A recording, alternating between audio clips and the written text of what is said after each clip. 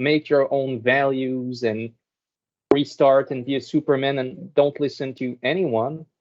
And it's a more powerful point also than Machiavelli, which says that say whatever you have to do because this concrete world is all we have and we must gain political power and influence. And Don Quixote is what he says is that I don't care what anyone else sees. I see true justice and love and I'll fight for it. And like this, like, well, it's both a rejection of this world and a sublimation of this world. He in the second volume, you even encounter, like, if I understood correctly, because I read it very fast, people that start to emulate him.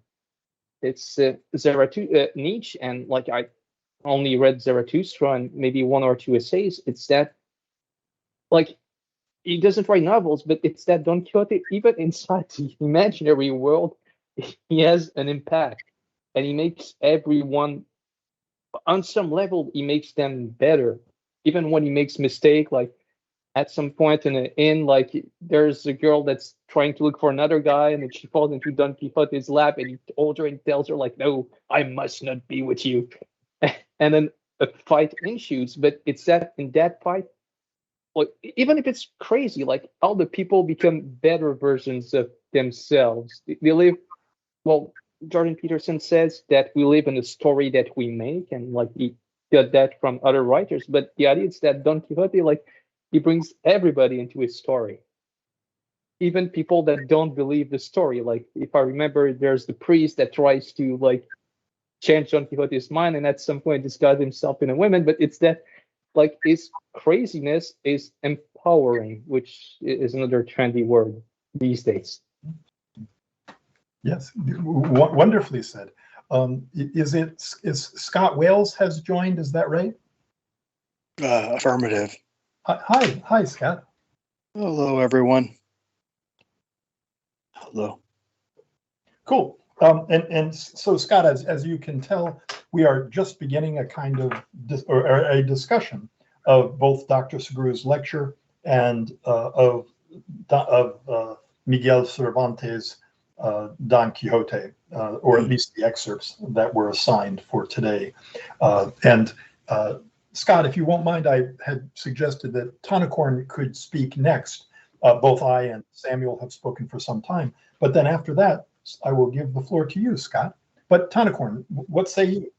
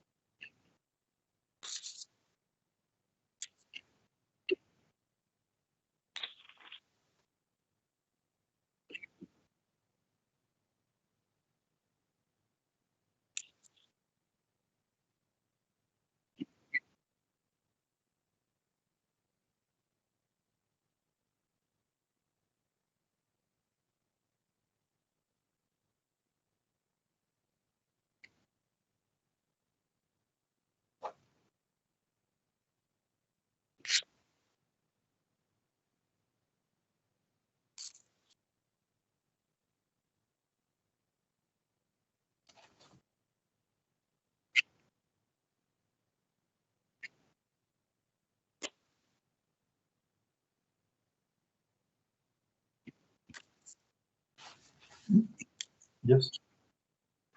Yes, wonderful. Absolutely. Thank you very much. That is in many ways in concert with Samuel's excellent points also. Wonderfully said.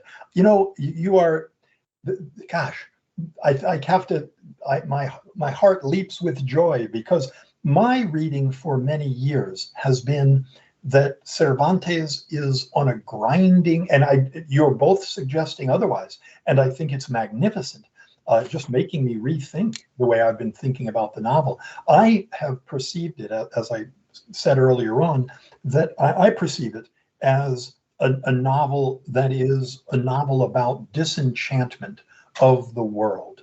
That is to say, that when we enchant the world in ways that are not in concert with the world itself. Hey, Connor, when we enchant the world in ways that it is not in concert with the way the world actually is, we end up mawkish and foolish and somewhat like Voltaire's Candide, in the 1750s, in the period of the Enlightenment, the French philosopher and thinker Voltaire wrote Candide, and there we see Candide enchants the world in various certain ways. This is the best of all possible worlds, says Pangloss repeatedly, and yet time and time and time and time again in that short novel, we find that the terrible, terrible, terrible things befall Candide. And so, if you won't mind, my reading for many years now of Don Quixote has been that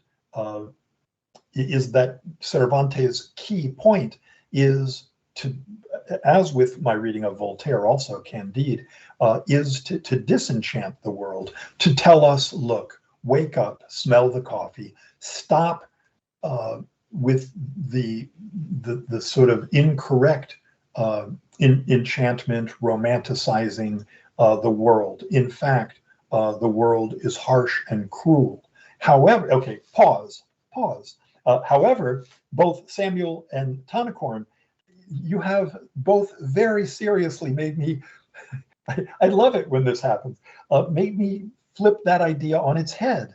That, look, okay, John, my name, look, John, okay, if the world, excuse my voice, if the world is a nasty, cruel, Machiavellian smash mouth, we are born, we live, we have joys and sorrows, we suffer and die. If that is an unenchanted world is that, then hey, as I'm hearing Samuel and as I'm hearing Tonicorn, yeah, okay, John, then my students call me Dr. Acuity. That's the tradition at my school, but we'll go with John. Okay, John, yeah. We see that, but you miss the point. The point is, of course, that Cervantes is offering a different reading, that he's saying, yes, of course the world is utterly cruel, but what greater joy in life than to enchant the world? And especially with both Tonicorn and Samuel's notions of what on their reading Cervantes is doing, which is on Samuel's reading, to invest truth and justice and love in the world, even if it's not there. Samuel, I am literally getting, the phrase frisson of joy, Frisson, means a tingling up one's spine of joy, like a literal physical reaction of joy. Samuel and Tonicorn, I kid you not, I am literally getting a frisson of intellectual joy out of your guys' points, out of both of your points. And then Tonicorn also builds on that, on Samuel's good point, though they came to their conclusions quite separately, that in somewhat keeping with Goethe's Faust, but broad-rangingly, but also that Cervantes is suggesting to us that Don Quixote, for all of his foolishness, for all of his enchanting the world, is, and I take notes here, as Tonicorn said, that he has lived a full life, and that he has explored himself. And what more could we want from life? Anyway, I'm utterly thrilled and feel like the student here, because I seriously have read this novel time and time again. Okay, and so for me, and I'll just say I'll try to defend my view a little bit. On my reading, this is something of the beginning of what we will find with the Enlightenment. And in the Enlightenment, we will find a disenchantment of the world. In the 1700s, in the 18th century, this of course is written in early 1600s, 1605, the first volume, 1615, as Dr. Sugrue pointed out, the second volume of Don Quixote. So we are fast forwarding a little bit more than a century to get into the European and American Enlightenments. But in the European and American Enlightenments, which are foundational for what we in the United States have structured our government around, representative government, freedom of speech, freedom of religion, individual rights, science, and skepticism. I guess I have always seen Cervantes as a break, not only from medieval, but traditional enchantments, Christian enchantments, and so forth, and that is also building into the modern scientific revolution and into modernity and secularism. But so I'm trying to defend my view. However, and I will stop. I like to talk, and you guys are wonderful in the measures in which you guys talk. But I had said, but anyway, I am seriously thrilled with Samuel and Tonicorn and Scott Wales, and then Connor. What say you, Scott? Dr. Ricciuti, what was the question? Sorry, Yes. I was just listening. Oh no, indeed. Thank you very much. So we were just kind of going around and whatever reactions, questions, ideas, thoughts, anything you would like to share. It could be, hey, I'm making this up whole cloth. Hey, I'm taking this seminar to allow myself to break out of my everyday work as an accountant or as a computer scientist or as whatever. And so I'm just enjoying listening, and I don't have a strong view on Machiavelli, on Cervantes and Don Quixote, or it could be, whatever thoughts you have. And if you wish to say pass, you could also do that. But where are you coming from in terms of the novel, or what thoughts have you?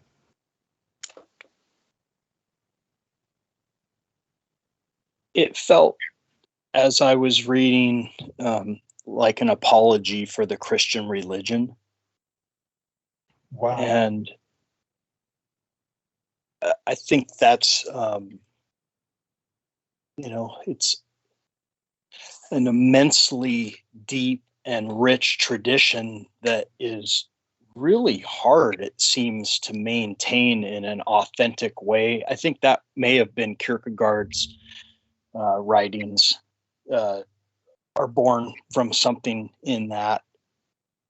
So, but then, so that's sort of my, the love of inquiry, trying to find those connections to the world I observe.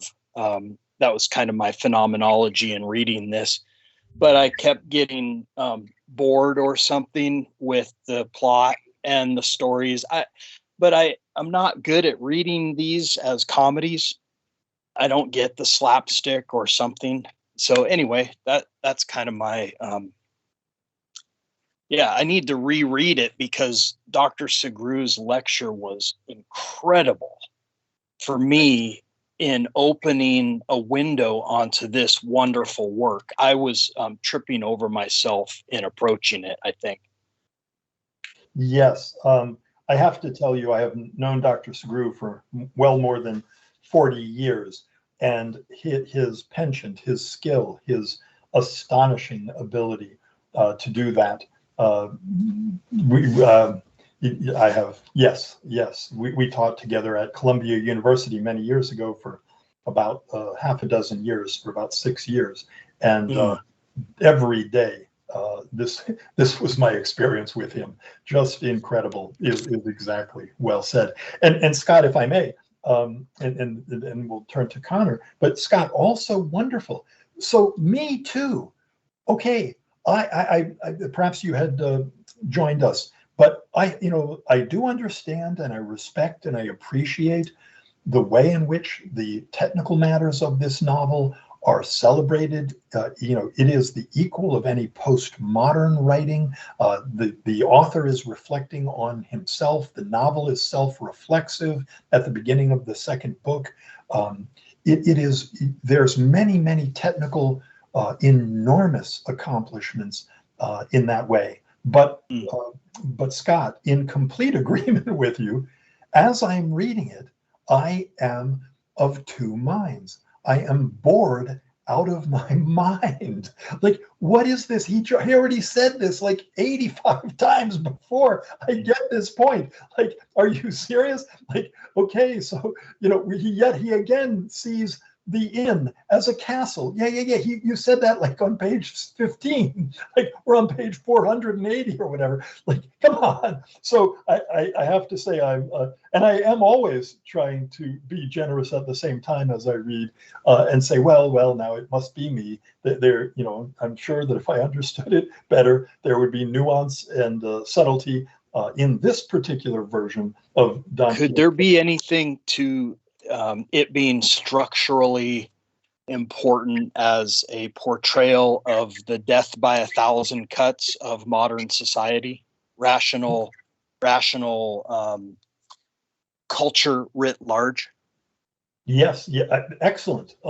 And yes, very, very well said. No, and by the way, we meaning all of us, and you guys can too, speak with Dr. Sugrue during the question period with him at 6:30. Scott, just anyway. So I just want to say, here, I too get enormously bored as I'm reading it, and yet at the same time, I try it just seems like it's the same basic point. Rinse, wash, rinse, repeat endlessly. So that is for me also. I just in solidarity with your view there. And then when you say an apology for the Christian religion, were you using the word apology in the same sense that Plato is using it in the way in which we use the word apology, which means defense of? There's apologia. I think Dr. Sugrue covered this. Well, maybe not in this series of lectures, but at some point, I'm sure he has covered it in his many online lectures. Apologia is the ancient Greek word meaning defense, rather than what it is translated into English. When I apologize to someone, I say, I apologize to you for the manner in which I spoke to you at around 10 a.m. this morning, and I was out of line. That is a different sort of thing. But so no, I don't know your all's sense of what it's like to be alive in the modern world, but even non-believers could see Christianity as offering tremendous serenity or wisdom at the least. And I find perhaps, and maybe it's just my narrow circles, but it's often dismissed. And I get it. I mean,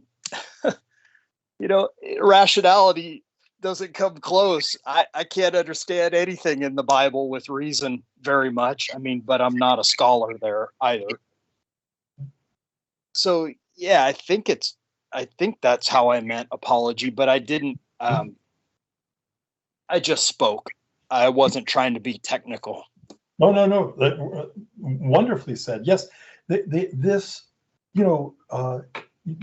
and well said. And so, yes, I come from a very religious family, and in the recent past, my father said to me recently that so in the Catholic Church, when we go up for communion, the Catholic Church believes in this is to build on your point about Christianity.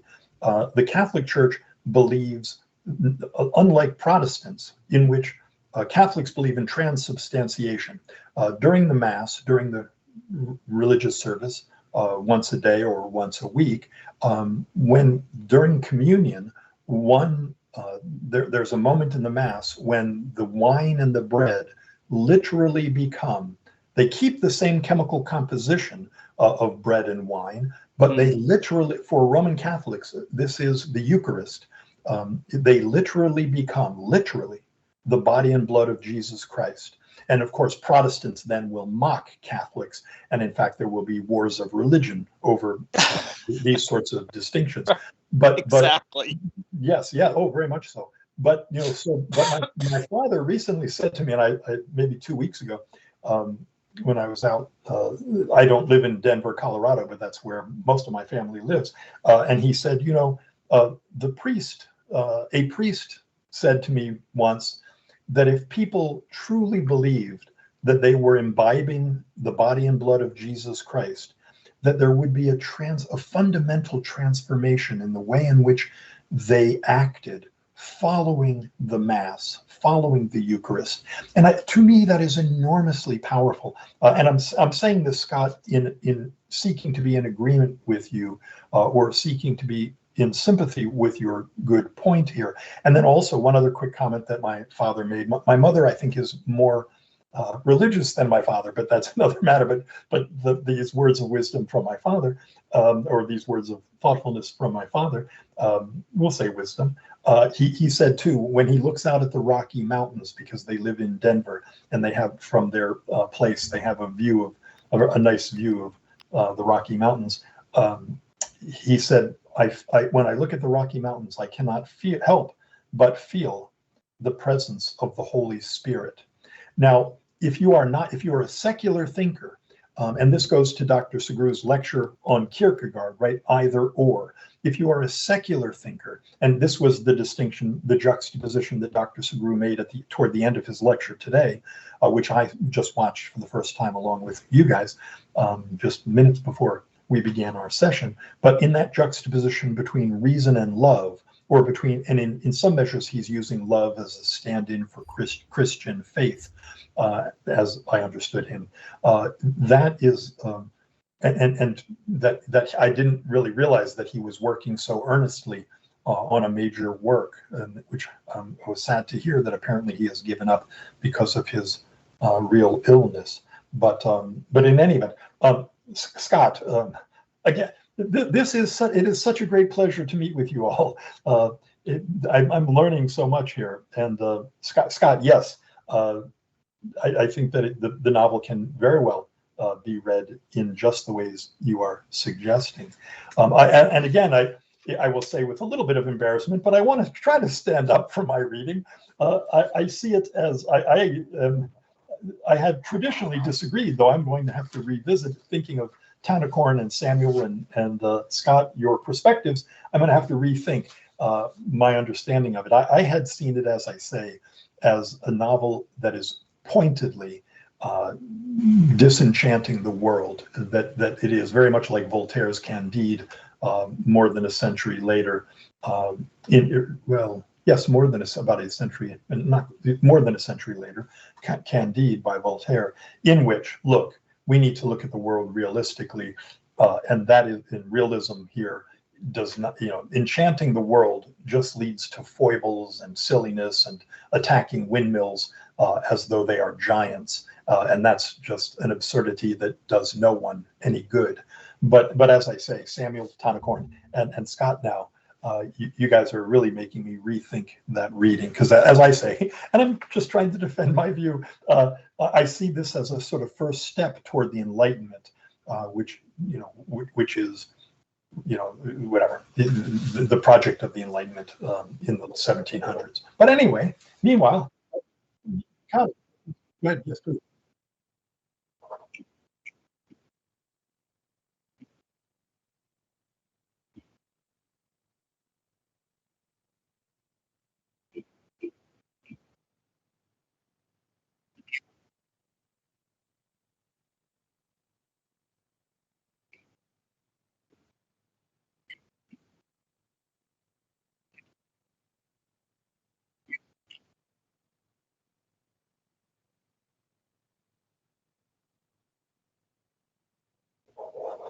Yes. Mhm. No, well said. And there is, for me, and I do want to let Connor speak in just a second, but yes, for sure. And this goes back to something that Samuel said at the very beginning, And that was about Nietzsche's notion that we need to create myths to live within. I don't think those were the exact words that Samuel used, but he did point to that point. He pointed to this idea. We humans can't, if we just look at the world in a raw sense of we are born, we have joys and sorrows, we suffer and we die. Seriously? Yeah. Machiavelli's right. It's violence and threats of violence all the way down. But really?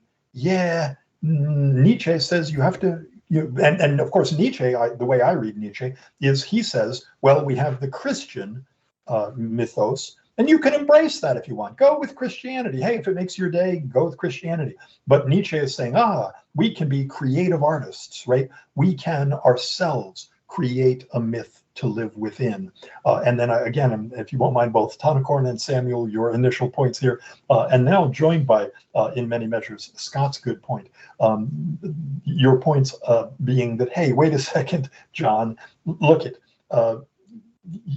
Nietzsche is not even as intensely good as Cervantes here. So that Cervantes, in building out this rich panoply of thoughtful, novelistic, he is enchanting the world, and that is a beautiful thing. And this enchantment could be seen very positively.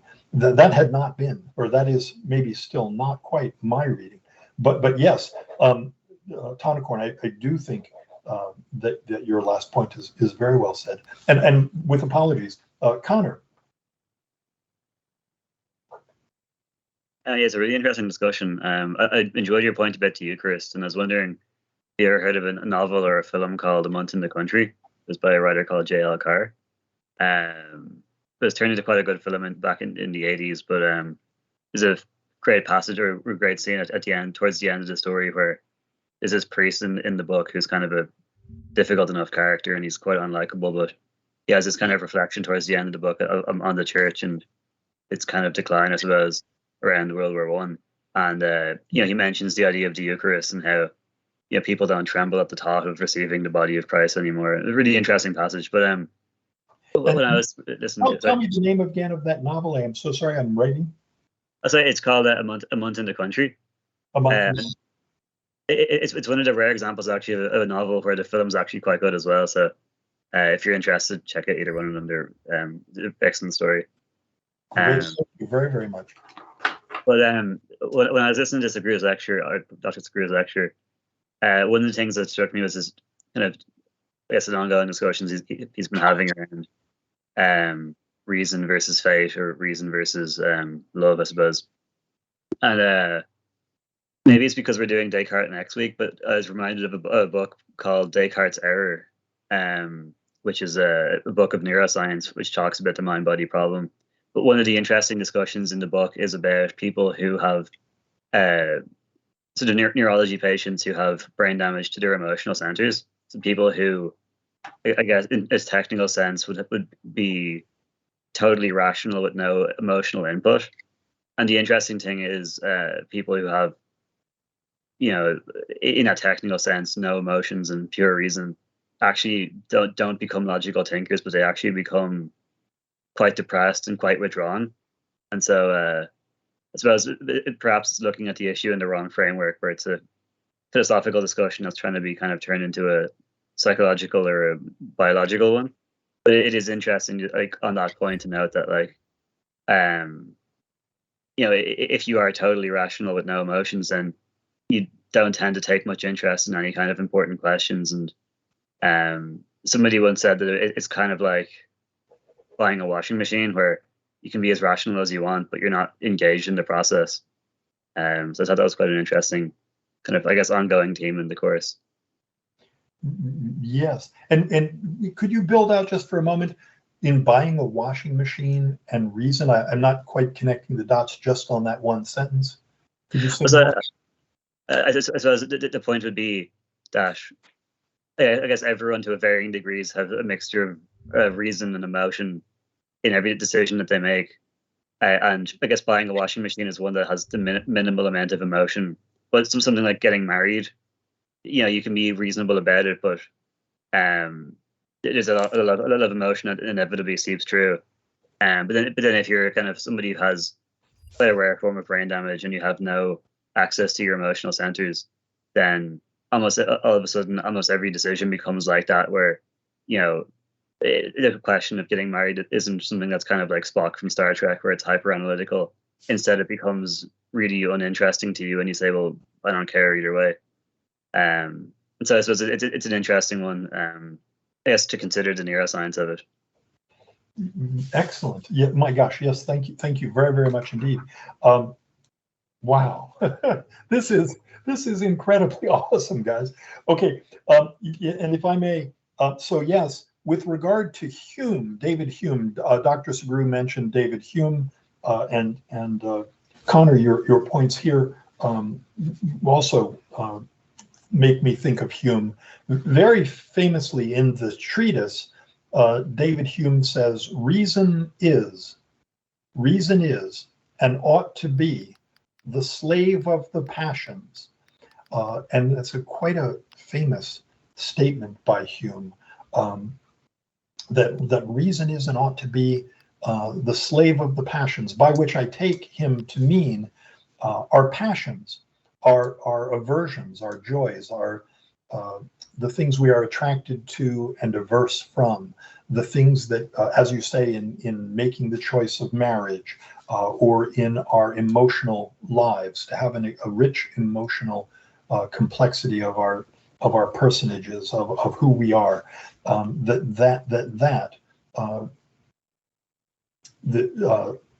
the passions really, that we use reason when we think we need a washing machine. We then reason to calculate how to get the best washing machine at the most reasonable price, or given our budgets, maybe the need to balance between expense and efficiency with the machine.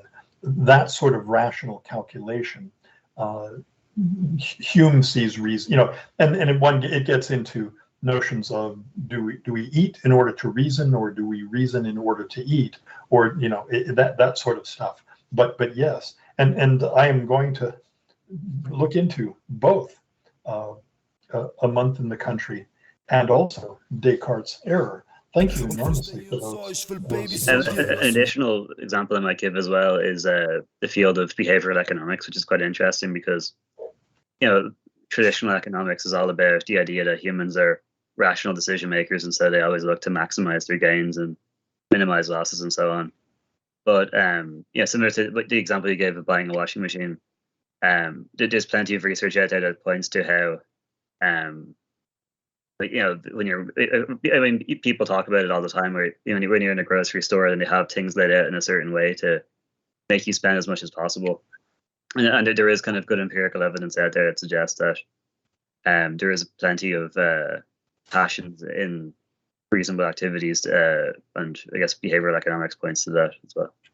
Yes. Yes, thank you. Yeah, Danny Kahneman and Kahneman and Tversky's stuff in behavioral economics is, I've read a moderate amount of that stuff, and yes, it is quite interesting. I'm no expert in that field. Absolutely, yes, and yes, and what did then people think of Dr. Sugrue's juxtaposition that between reason and love, or in some measures between reason and Christianity? Although I'm not quite sure he seemed to frame Christianity as the fundamental notion of love. What did people think there, or what other ideas are coming to people's minds? It sounded a little like, was it Fichte who talked about Kant as saying he was so happy that Kant wrote the first critique because it made room for faith? Did all that happen? It sounded similar to me like that. Like we need both. We're walking this tightrope. Kant was walking this tightrope. We need reason. We need faith. Yes. Yep. So with Immanuel Kant, I have taught many times the foundations of the metaphysics of morals and the prolegomena to any future metaphysics, and I have looked at Kant's other work, and a friend of mine in graduate school is a Kant scholar. From graduate school is a Kant scholar, but for me, Scott, at the level at which you are mentioning Kant's ideas, I always think back to, a foundation for Immanuel Kant's ideas are God, freedom, and immortality as framing ideas for Kant. But in any event, and I get sort of into the, sentence level with the foundations of the metaphysics of morals and the categorical imperative, and with his other work that I mentioned. I sort of get into careful readings of those with my students, but I'm afraid to say beyond that, I'm not quite up on Fichte's view on the content. And frankly, I tried to read, but found a little bit more than the energy I wanted to give it, his critique of pure reason and pure practical reason and so forth. But I have studied Kant in degrees, but yes, thank you very much for that. What led you to read Fichte, Scott?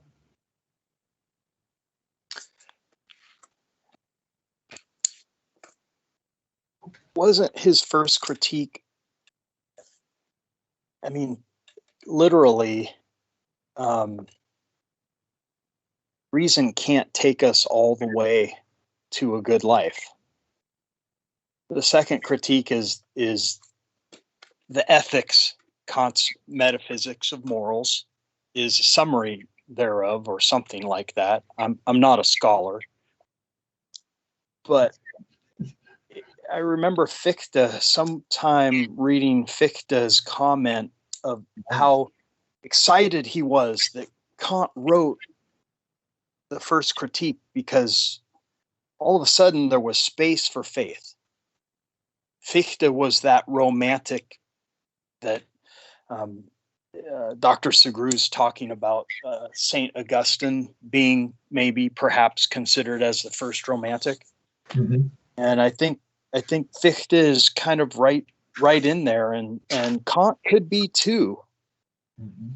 Although he's not maybe thought of that way, because I get so stuck with the first critique. But he made space for Fichte to have faith. Mm-hmm. Yes, yeah, well said. No, thank you very much. No, I'm hoping everyone will contribute to my knowledge. I don't have a I don't have a real good understanding of anything here. So, hey, I am thinking all the time similarly, but one of the nice things about teaching, say, just picking on Kant for a moment, the foundations of the metaphysics of morals, or the prolegomena to any future metaphysics, is that they are difficult enough texts in themselves. Or when I teach the first 120 pages of Hegel's Introduction to the Philosophy of History, I'm afraid I don't do Hegel's phenomenology. I just don't. But I can make my way well within those texts. So in some measures, I'm not shy. Scott, I think you are a scholar, is what I would say. But very good. We can never know things in themselves, right? I thought that was part of Kant's point. Is yes, the noumenal, the distinction between the noumenal and the noumenal world and the phenomenal world, and I think, like Professor Alan Wood, for example, seems to have spent a good amount of his career translating this, and people can spend their whole academic careers engaged deeply on like you're mentioning, Professor, with the sentence by sentence readings of these great works. But just for someone as, like, it seems like Kant created the professionalization of philosophy. Before that, it could be almost anyone reading the great works with enough time and effort. It's sort of, you can get through, but with Kant, it seems like all of a sudden you almost had to get a PhD in order to really master his three critiques. Yes. Someone of that caliber saying we will never know things in themselves, and then Fichte coming after Kant saying, oh, that's great, that keeps the Christian tradition alive. Mm-hmm. My faith now is preserved. We'll never know the things in themselves. This whole universe now is open to me legitimately. That was sort of, I'd love someone to comment or kind of tear that apart. Like I say, I'm here to learn. I don't know what I'm saying, and I haven't read any of these things for years. So I love that point. I'm writing it down. It reminds me a bit of Wittgenstein, and specifically the bits of Wittgenstein that he claims he didn't write. He once said about the Tractatus, the points he was most proud of are the ones that he didn't write. And it's just funny because Kant was obviously very grounded in metaphysics, and like Dr. Ritucci, I would have looked at his work and haven't been able to successfully get through much of it. But with Wittgenstein, he was totally opposed to metaphysics. But yeah, it seemed to come to a similar position on a lot of these deeper questions where, there is room for leaps of faith, and there is room for, or I suppose there's not room for reason, I suppose. Oh, say that again. I'm sorry. Say that last point. I think it was kind of along the lines of Wittgenstein kind of was willing to draw lines between or issues where there was not room for reason, or where right, like where you maintain one's silence because something can't be said reasonably about something. Yes, exactly. That's a great point. No, thanks for saying that. Yeah, the last line of the Tractatus: what we cannot speak about, we must pass over in silence. Yes, go ahead. Nice. My impression there was that even though I haven't looked into Kant's metaphysics too much, it seems to be a similar enough position to Wittgenstein, even though Wittgenstein was staunchly anti-metaphysics. It seems to lead to the same conclusion. Very good. Cool. And should I feel like I should bring it back to Don Quixote and Cervantes, just in our remaining 3 or 4 minutes here. Other thoughts with regard to I am in concurrence. The Dr. Sugrue's lecture today that I just watched and listened to as you did in real time. Was it pushed to you only about 45 minutes before we began? Yes, good. Yeah, no, me too. And I was just wondering if you guys got it earlier, but no, I'm just 5 p.m. Yeah. Yes, perfect. But I do think his lecture and always his lectures always are incredible.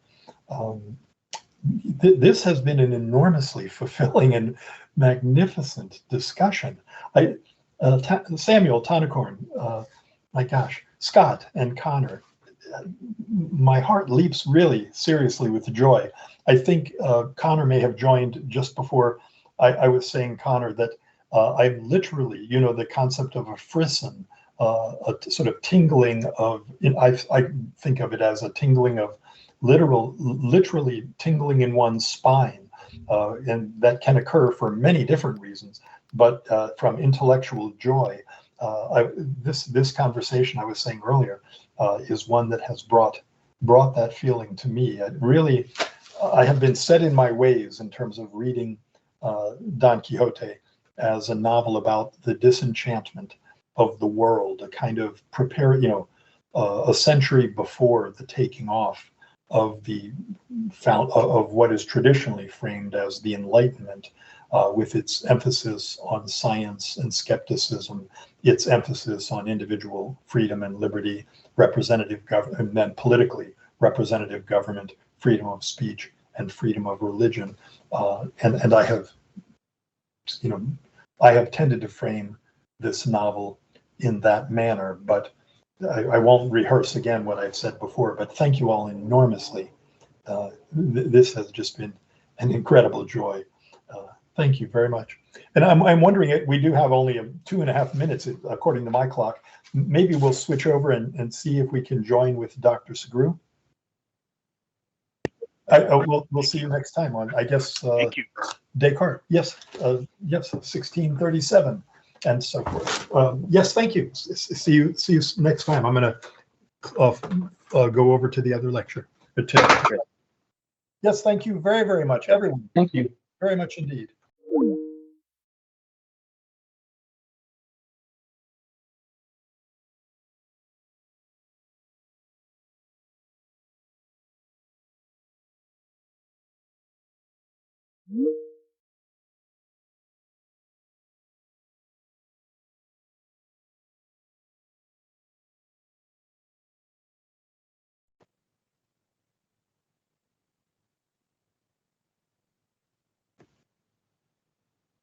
Hi, Genevieve and everyone. This is John Ricciuti. I hold one of the group discussion sections, and Genevieve, I'm sure your dad will be joining us in a minute, but I think there was general agreement. I've taken 5 pages of notes here, but there was general agreement that Dr. Sugrue's lecture once again today was, as one student summarized it, incredible. So it is an enormous pleasure. We had in my group, I'm just speaking, I don't even know if people can hear me, but in our section, Samuel and Tanakorn and Scott and Connor and myself, they really made me rethink this novel of Cervantes. And certainly Genevieve, your dad's lecture was magnificent as well. So this was really an exciting. I had to miss last week. Again, I don't know if people can hear me, but last week I was at a family wedding. But it's a great pleasure to rejoin things. And thank you for everything you do, Genevieve, for our group.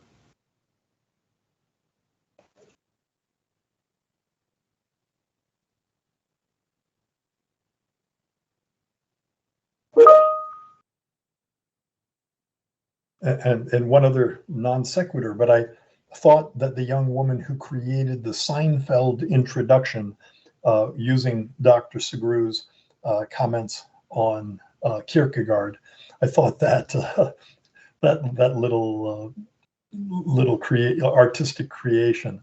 I hope, Genevieve, I hope your dad had a chance to see that. It was delightfully well done.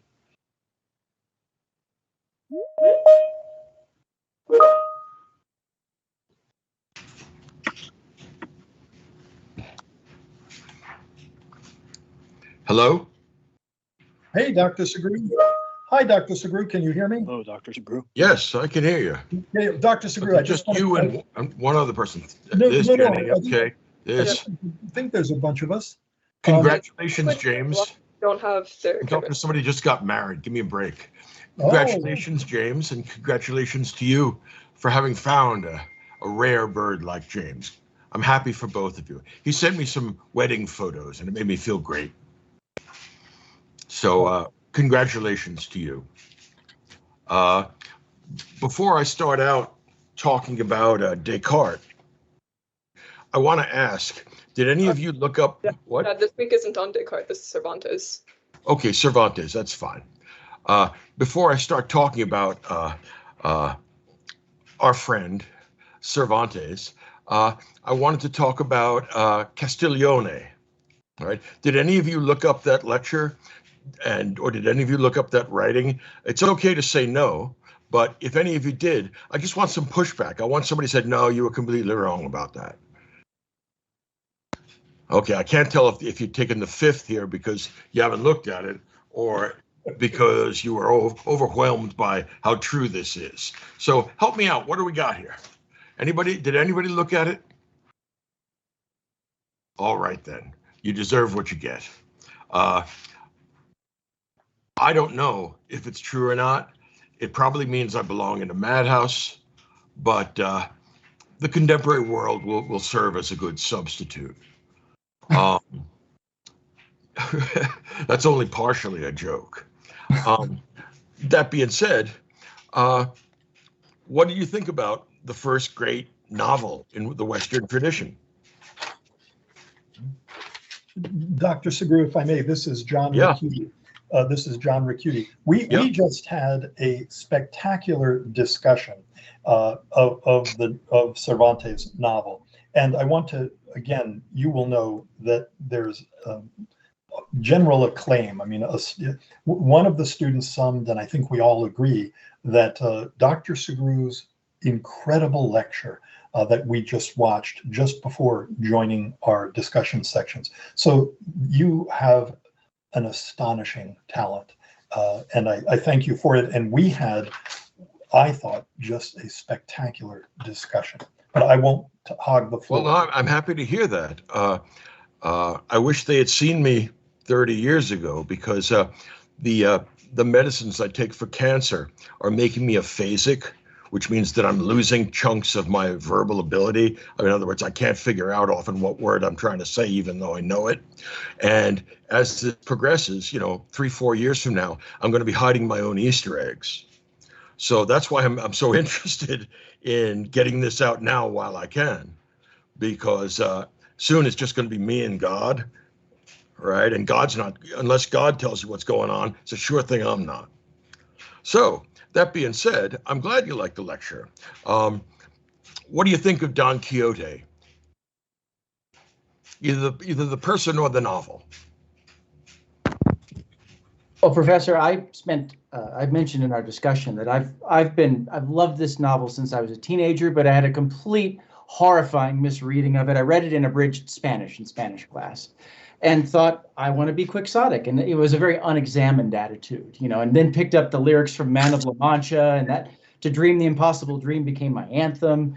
But now I've turned the whole thing over in my head, and it's like you said in your lecture, this love versus reason, this Kirk versus Spock thing. Like, it just puts me in, as Dr. Field just said, this liminal space in between that I don't think I'll ever resolve the tension of, but I admire that this novel can put me there over and over and over, and it's been with me for most of my life. I adore this novel. Yeah, I mean, that's a good point. The really great things, minimally they deserve, but actually they require more than one reading. And that's a real commitment given how big this elephant of a novel is. Now, you've heard me say before that there are certain literary works which desperately need an editor's blue pencil. The first one that comes to mind is Moby Dick. I really don't need to know that much about whales. I mean, if it were half as long, it would be twice as good. I'm tempted to think that about Cervantes' Don Quixote as well. If you break down and read the whole thing, I tried to save you from that experience by giving you just portions of it. But if you break down and read the whole thing, at least for me, it begins to sound like the same joke told over and over and over again. And some jokes you can get away with that, right? Think about Aristophanes' Lysistrata. Women go on a sex strike until men give up war. Yeah, I see you all smiling there. That's funny, even though it's 2,500 years old, right? I mean, that's a hilarious idea. It's funny then, it's funny now. But after a while of Don Quixote mistaking appearance for reality, because everything that appears to him as being part of a knightly romance, at least for me, it gets kind of tired. You have to remember that Don Quixote is written when we still don't have many printing presses in Europe, all right? In other words, it's still a relatively new thing, and particularly in Spain. It doesn't have a lot of printing presses. Also, literacy, particularly in Spain, is still not all that great. So when you would encounter Don Quixote as a kind of combination of a written and oral tradition. An innkeeper, for example, who is literate, might have a copy of Don Quixote, and he reads a chapter every night to the people that are staying at the inn. And everybody gets a good laugh because, well, tomorrow they'll be someplace else, and they haven't heard the story before this, and that's what's going to keep it fresh, at least to some extent. Now, I know there are specialists in Don Quixote that says, oh, no, I'm missing some of the finer nuances. Probably I am. But for me, I remember reading it in, the time and place where I read it. And I kept thinking, this has got to end somewhere. It's not as bad as Proust, right? If you've ever read Remembrance of Things Past, I'm going to cram that cookie down his throat about 2 volumes into the 7 volumes that it is. I'm going to force feed him that blasted cookie because I want, move on, but he won't. All right. There's no reason why Proust is 7 volumes as opposed to 70. It could go on forever. All right. And there's a certain point where, I only read the first 3 or 4 volumes. Eventually, I just threw it across the room and said, I can't stand this anymore. Now, I know that I've done that to undergraduates and made a career out of it. Right, with them throwing books across the room that they can't stand reading.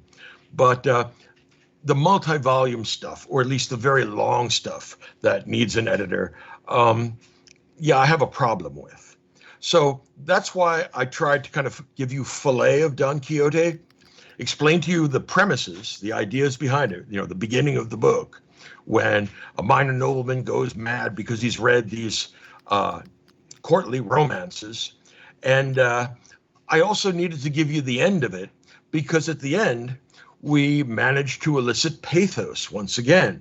And if you remember what I said about comedy in some earlier lectures, every great comedian can elicit pathos. And the way you do that as a comedian is have the comic hero, let's say Homer Simpson, realize what an oaf he is, or realize what a damn fool he is. And that's heartbreaking for him, but it also elicits pity from us because we know that that's not just true of Homer Simpson or Don Quixote, it's true of us too. All right, none of us live without illusions, and stripped of our illusions, we are a rather pathetic kind of animal.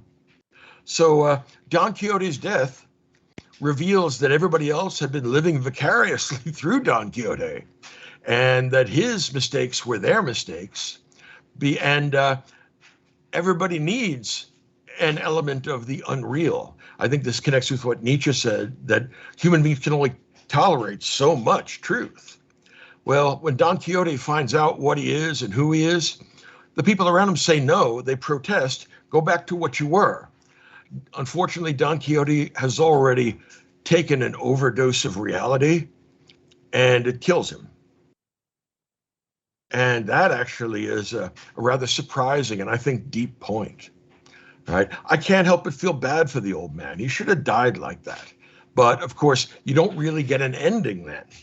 And this is a book that desperately needs an ending by the time we're into the 2nd volume, right? These giant tomes. I mean, I don't want this to turn into Proust, right? And that's what would happen. You get Return of Son of Don Quixote, or you get some ghostwriter who's decided to use this and create a fictitious Don Quixote, which is actually what happened. And I understand why he would be so angry.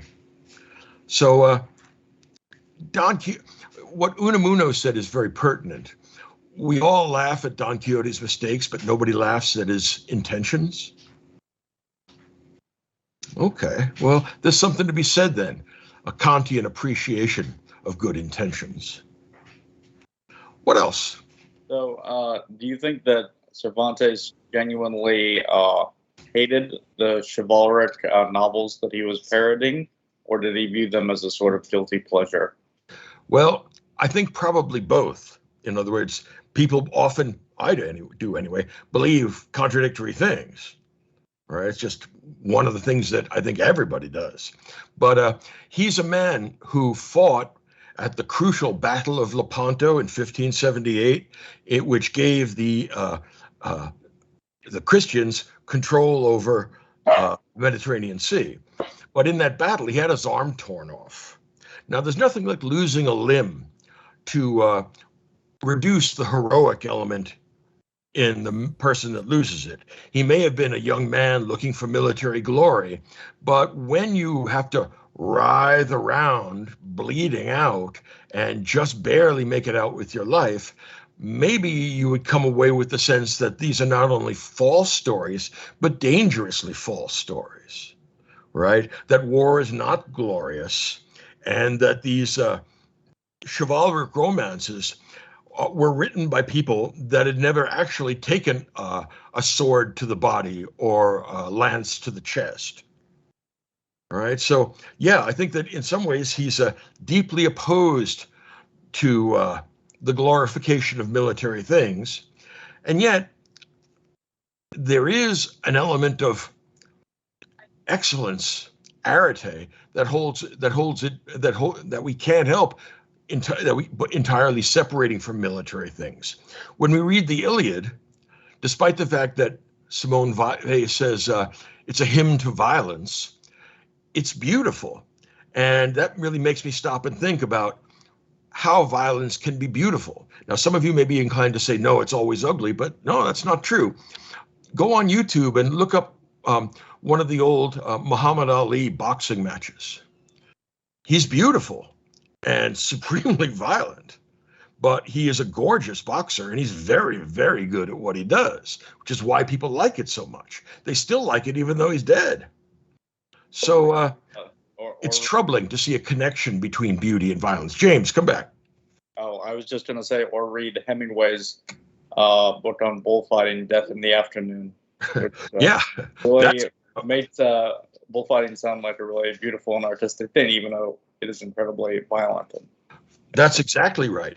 Men, in this case, risking life and limb, but not for their country or for their religion or for something important, just because it gets the crowd to applaud them, and human vanity will go to that level. Also, young men often have more testosterone than brains, all right, and that's not restricted to bullfighting. Have you ever watched bull riding on TV? What would make any sane man say, you know what, I'm going to get on an angry, dangerous animal that weighs as much as a pickup truck and see if I can successfully ride it? You must be out of your mind. Notice there are no old men doing this for very good reason. If they were so old, they would have been killed by this long ago. But even if they hadn't been, there's nobody my age that says, yeah, I think I'm going to do that. All right. Young men, for better or worse, sometimes make up in courage what they lack in judgment. And that's also part of what goes on in Don Quixote.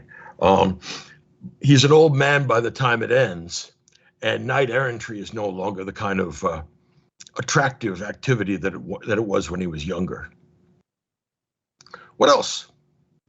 You know, I just wanted to share that I actually had a difficult time getting into the novel at first. But it was chapter 20. There was a poop joke between Sancho and Don Quixote. And I will say that, you know, I've spent time in the military, and that's very similar to the experience that I went through. And at that point, like, the humor opened up to me, and I finally got on board with the humor of the novel, and then it completely recontextualized. And I enjoyed it immensely by the end. And I will say that one of the main points that I took away from this initial reading is I see Don Quixote as a cautionary tale. He's someone who is kind of so enthralled. He was an intelligent person, and he became so enthralled with his own internal logic that he lost the understanding that it wasn't matching the actual, you know, external world. And I feel like that's something that intelligent people are especially susceptible to. And so, yeah, and I really enjoyed it. So thank you. No, that's a very good point. Jokes about shit are funny, right? And they shouldn't be, but that's part of what makes them funny. If you look at something like Aristophanes, he's rude and crude and lewd. That's why people like him, all right? this is Cervantes, Don Quixote is not the kind of elevated drawing room humor that you get with, say, Oscar Wilde or even Jane Austen, right? That kind of joke wouldn't fit here. We're going to have elevated, clever turns of phrase. I see Jane Austen as being a kind of prelude to Oscar Wilde, because the witty drawing room repartee seems to me very much in the Wildean spirit. On the other hand, Don Quixote is not indoor humor. That's outdoor humor, and it's rude and crude and lewd. Not always, but often. And of course, Sancho Panza, who is going to be his kind of alter ego, is equally sucked into Don Quixote's mistakes, at least once in a while. And he too is going to take the kind of beating and the kind of disconcerting mistakes that his boss actually does. So you're right. It's a kind of physical, gross humor. If you like that kind of humor, may I recommend to you Rabelais, Gargantua, and Pantagruel? You'll find it hilarious. It is hilarious, but it's rude. All right. So, I mean, here we have a bifurcation in comedy.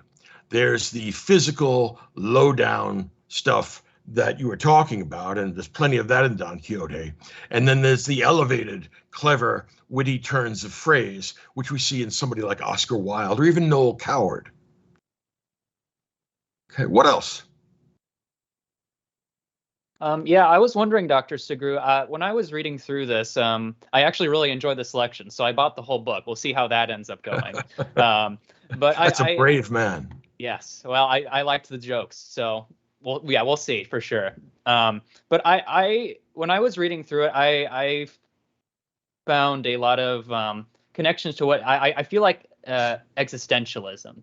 I feel there's an element there of, you could almost read Don Quixote as sort of a proto-existentialist hero in some ways, because, he goes from a life of, just kind of eating lentils on Friday or whatever it was to, taking it on himself to, take responsibility and exercise his freedom to define his life. And I was just wondering what you thought about that. Is there some, proto-existential elements here, or is it reading a little too much into it there? I had never thought of that, but it seems to me like a plausible possibility. The difference is that existentialists take their choices with such dour, grim seriousness. There's no chapter in Don Quixote titled Nausea, right? Because of the kind of vertigo and upset stomach you get from realizing that there's no ground to the world. So that's part of why, when I was your age, I found existentialist novels really interesting. Now I can hardly abide them because they're so sanctimonious and because they spend so much of their time whining. One of the things I like about Don Quixote is he doesn't feel sorry for himself. He says, boy, I just got my ass kicked. Let's go find some other place to get my ass kicked. And Sancho Panza regrettably says, all right, boss, we'll go get our ass kicked again. He doesn't take himself as seriously as the heroes in Sartre or Camus. All right, so there is a connection, but I can't see much in the way of comedy in existentialist novels. It's all about feeling sorry for yourself. Oh, I'm so alone. Oh, life is such a muddle.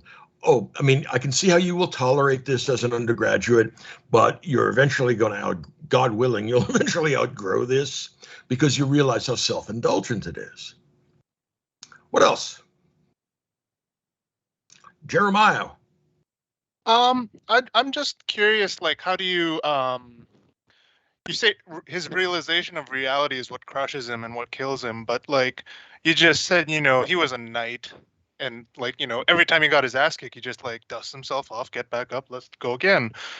But like, so the realization that you're a fool is enough to kill you, but like you're fine with being essentially virtueless? Well, certainly Machiavelli's virtue finds no place in Don Quixote. if anyone were to express Machiavellian ideas of virtue, it would be he would turn into some sort of monster, and Don Quixote would try and kill him and then get his head handed to him, right? So Machiavelli is the genuine idealist, and the problem is that reality inevitably breaks in and breaks through. On the other hand, Don Quixote always completely believes in what he's fighting for, whereas the Machiavellian hero is much more pragmatic. He's trying to get a job done, but if it's too much bother, he's going to do something else. If the hero, I forget his name, in Mandragora, doesn't successfully seduce the wife of the old man, well, then he's going to find some other woman to seduce. On the other hand, yeah, that's exactly it. Machiavelli said, no, if I have to win her heart, then I must do it in an honest, upfront way. And if I can't, I'll pine away and never give my heart to any other hooker that I've mistaken for an elegant lady. Yeah, I know. This is a permanently funny idea. I mean, I can't take that away from it. Also, something worth thinking about. Why should we find these old jokes funny? In other words, why? I mean, often when somebody starts telling a joke you've already heard, you say, oh, that's an old joke. Well, why are there any jokes that keep making people laugh? It must connect to something deep in human nature that either doesn't change or changes at such a glacial pace that we still laugh at the idea of Lysistrata. All right, so he's tapped into a permanently funny thing. And this noble quest for the impossible is serious, but this kind of seriousness makes its own limitations evident, which Camus' The Stranger doesn't. All right. So, yeah, I think that this is the first great novel in the Western tradition. And of course, there were other things that were narratives that some ancient historians talk about as being a novel or being novel-like, but they're never going to be popular in a culture that is primarily oral, right? You need a literate culture. Otherwise, it's only going to get read by priests, and they're going to laugh at it, but they're going to pretend they don't, right? So I think that something important is going on here. And there's something about the Spanish tradition of politics and literature, and also painting, if you look at it. I mean, El Greco is really kind of an intimidating guy, and those cardinals that he creates with the long faces and the eyes set half an inch back into their head. There's a grim seriousness here. And that's what makes Don Quixote such a perfect foil to the aristocratic seriousness and of Spanish culture. Remember that Spain was slower than places like England or France or the Netherlands to adopt the new outlooks connected with the Renaissance and the not the Reformation, but the Renaissance and the Enlightenment. Right. If you try and think of great Enlightenment thinkers who wrote in Spanish, they're precious few. Mostly the Enlightenment gets created in London and in Paris. Right. So by the time we're at Shakespeare's age, because he's a contemporary of Cervantes, Cervantes has a very apt culture to lampoon because they have been so slow to forsake the Middle Ages.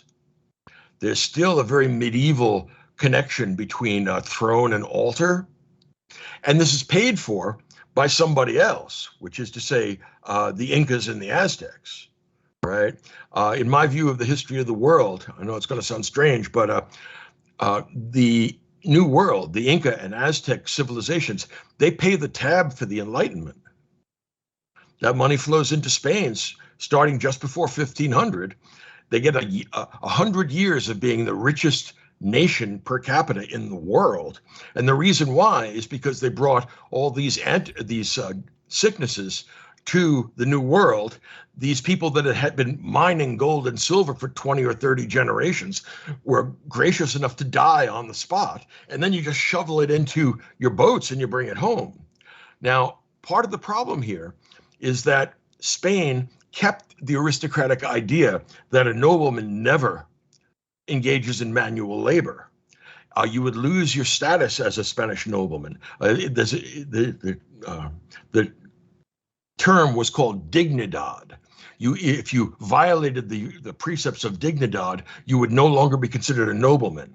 What that means is that they spent the money largely on warfare and buying mercenaries, but they spent it in places like France and Italy and England and the Netherlands. And what that means is that they bought things with money they essentially got for free. So this is the biggest payoff. This is the biggest windfall in the history of the world, literally. You have to imagine one of those slot machines at a Vegas casino.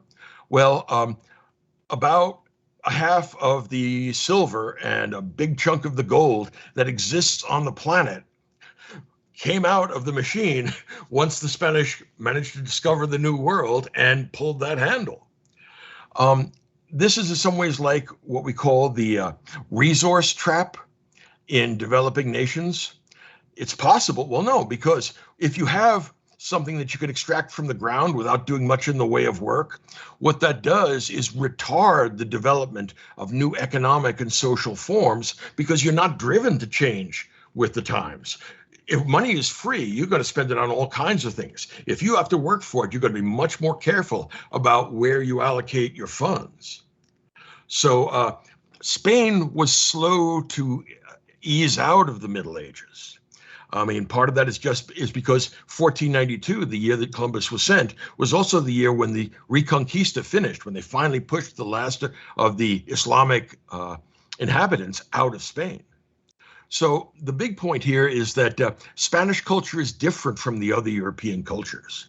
It is slower to modify itself on the basis of the Renaissance or the Enlightenment, or for that matter, the Reformation. There was never any serious Reformation in Spain because it was quenched by the Inquisition. So this latecomer or this late bloomer Spanish culture was perfect for a kind of literary send-up. And that's why you get so much mileage out of the idea of knighthood, because it was still an idea that had some currency in Spain.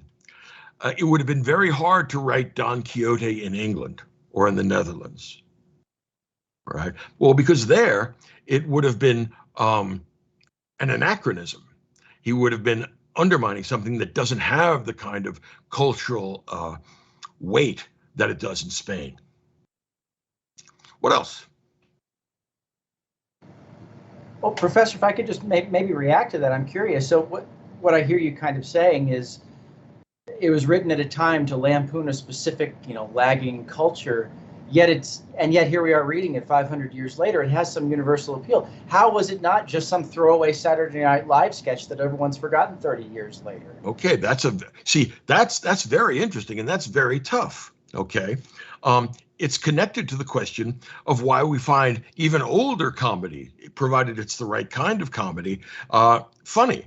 In other words, why should we laugh at Aristophanes' Lysistrata, but not laugh at, say, the obscene jokes that you see in Roman graffiti? Well, the best comedians are capable of tapping into something permanent in human nature, right? And the best indication that I know of that they've tapped into this something comes from the fact that we're still able to read this, and despite the fact that we know what's here and we know what's coming, we still find it funny. Let me give you an analogy. Most regrettable, even tragic stories don't hold our attention forever. But whether you've read Hamlet twice or 20 times, it's still a very moving, powerful story, even though you know exactly what's coming. All right. And that means that again, Shakespeare's tapped into something permanent that most sad or most even tragic stories, genuinely tragic in the strict sense, most of them don't stay with us. Remember that Shakespeare, for example, had many competitors who were writing tragedies, and their tragedies are all forgotten, or all forgotten by all except the specialists. Now, if you look at Cervantes, one way of thinking about it would be the bogus second volume that was produced by a pirate in a pirate edition by somebody else. Nobody reads that anymore, right? There's nobody who splices that in between the first and second genuine volumes. Apparently, because like Shakespeare's contemporaries that were competing with him, it didn't have the moral force or the literary elegance that Cervantes had. So Cervantes is a genuinely great writer. And one of the things I wanted to emphasize is that philosophers have spent a lot of time trying to explain to us why tragedy is so serious and deep, and how it reveals the essence of the human condition. And oh my, we are always driven to go beyond. And when we do that with our hubris, inevitably we get Ate and Moira, we get destroyed. Okay, let's grant that tragedy is very interesting and deep and philosophical. The argument I'd be tempted to make is that the same is true for comedy. Comedy can be really informative. You can learn from comedy. A good example would be something like Erasmus' Praise of Folly. That's a really funny book, right? Written by a guy who's sane and humane in an age of fanaticism and violence. So,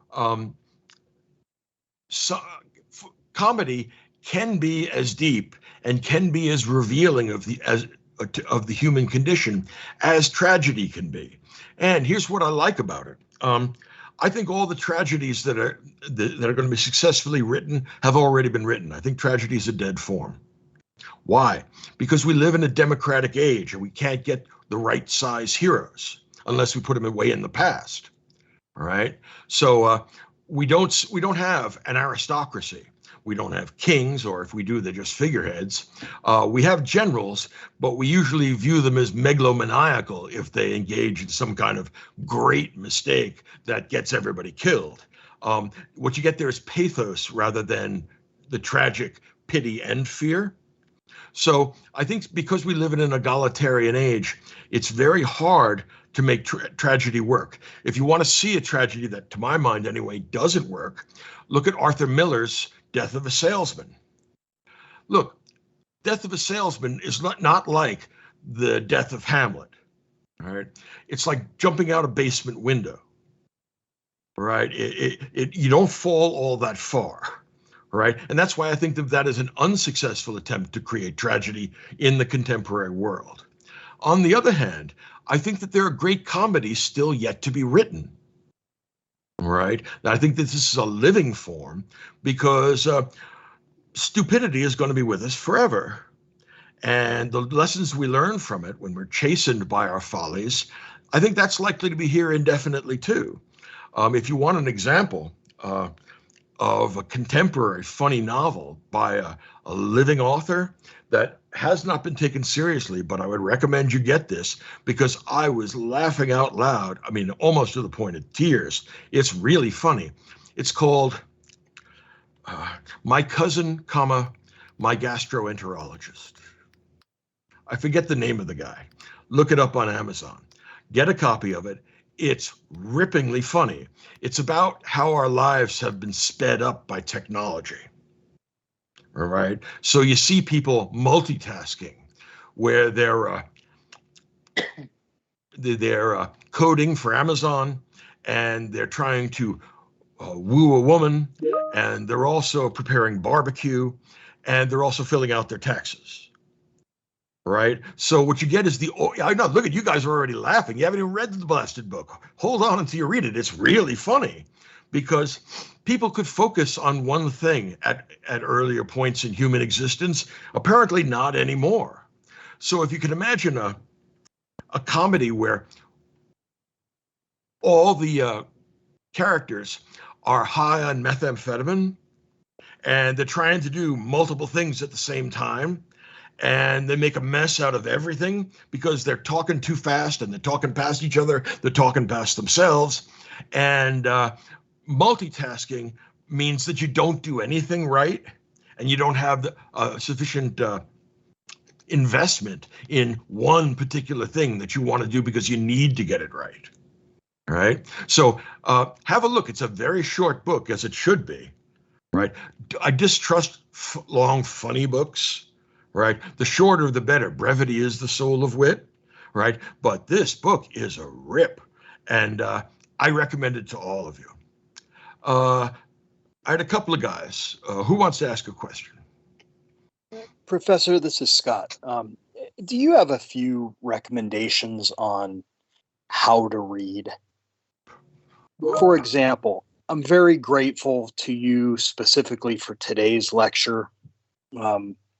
It transferred a certain enthusiasm, your interpretation, which will make me go back and try to be more charitable, try to get through the same old joke, like you're saying. I mentioned in the discussion section, I got in my own way because of the written twice as long as maybe it should be. But since you eat books, and I just really am grateful for you eating books, do you have a few things you could pass along that might help someone who I'm not as good as eating books? Okay. Couple of things. All right. Be choosy in what you read. All right. Any book worth reading is worth reading twice. Right. So if you're in a book and you're a part of the way through it, you say, this is dull. Ask yourself, would it be worth reading this twice? Am I just not getting what's there? Or is there just not much there to get? Mm. Right. So that's the first thing that comes to mind. Thank you.